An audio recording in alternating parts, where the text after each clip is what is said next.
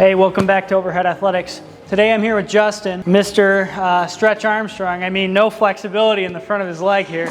And so Justin's one of our baseball players, and what we're trying to do here is to get him to actually extend his hip a little bit, stretch his rectus femoris muscle. So what I want you to do, Justin, is slide your hips over towards me a little bit. Good.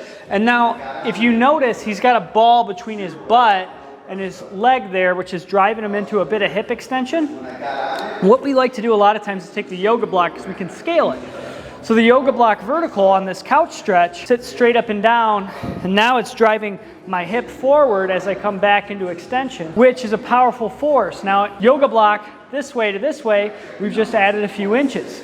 So now that same stretch, I can now get into that same point, but now I'm in more hip extension. And what we're trying to appreciate it here is that we spend a few minutes a day in these kind of lengthened, hip extended positions at the front of the hip here. So, Justin, what I want you to do is squeeze your butt and drive your hip to the floor. You can see Justin is actually staying in hip flexion. He's not actually getting into any hip extension. So down here, we should be able to actually drive into a bit of hip extension.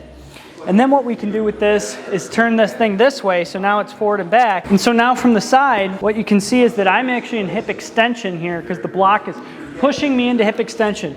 If we look over here at Justin, and he's actually not in hip extension. So there's our 2 minutes on this side. And Justin, what I want you to do is make sure we get that ball more into switch sides. Now, what do we think happens if he doesn't have access to hip extension, especially with leg flexion, which occurs at the end of the throw? We're going to see a lot of compensations. Now, if we look at Justin, he's deviated this way.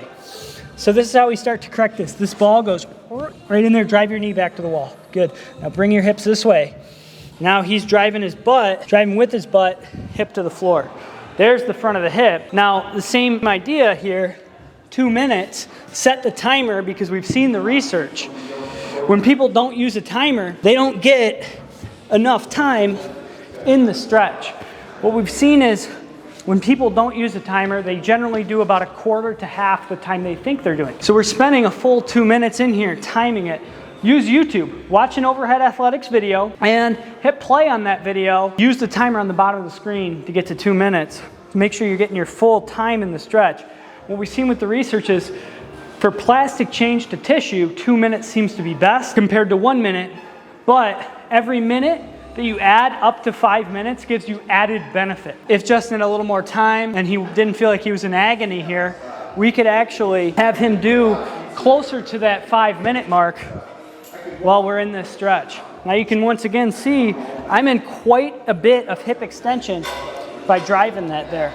And what we can do is come out of that hip extension, lengthen out that front leg, get into a little more flexion on the other side. So now we're in a more lengthened position of our hips compared to where he's at. Now once we're getting to the end of the 2 minutes here, what I'd like to see with about 30 seconds left, ball stays behind to keep him into hip extension so he doesn't compensate by sticking his butt back and flexing.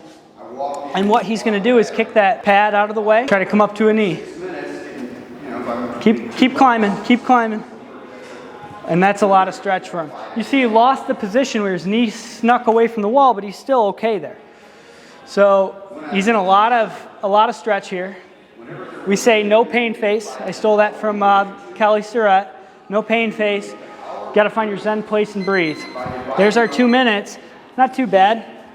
And then the next one is to work on a little bit of hamstring elongation for Stretch Armstrong over here while he's in a relative position of hip extension, which is exactly what occurs there at the end of your throw. You're going to kneel on your pad. He's got his 2 balance mechanisms right here.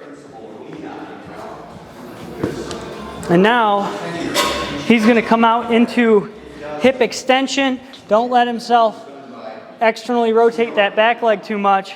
Now this is his front split stretch. So he can hit extension here on this back hip, squeeze your butt, hamstring elongation on the other side, which kind of replicates our follow-through position of the throw.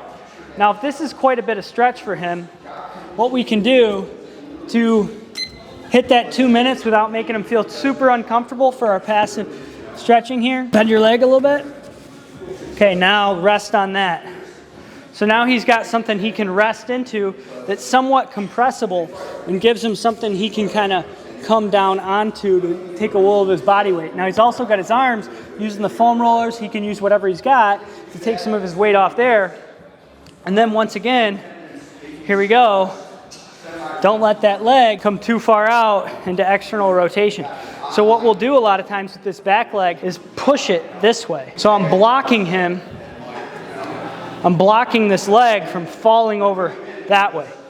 Keeps him in a little bit more internal rotation, and he's tight. Come on, no pain face, relax and breathe. Good. Keep that foot there. And we could put a weight back there, something to block him. And he's just hanging out. 2 minutes per day. We'll say 5 days a week for this program.